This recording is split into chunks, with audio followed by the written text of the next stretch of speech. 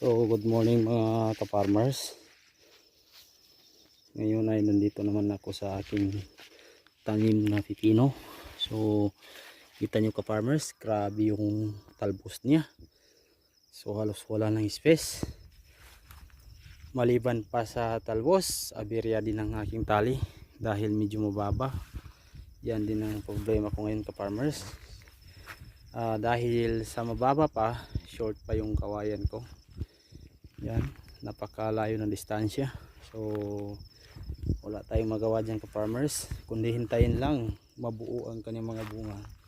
So yan ang aking pipino, mahigit na sa 700 plus kapuno. So ang ginagawa ko ka-farmers, yung iba na hindi na kaya umakyat, tinatanggal ko na. So nagpo-pruning ako. Hindi makaya ito. Yung last na tanim natin, hindi ganito karami. So yan, napakalusog yan ka-farmers. Nakatatlong beses na po ako nagabuno dito gamit ang Yara Winner and Yara Tropicot. So dito sa pang-apat, dagdagan natin naman ng Yara Nitribor.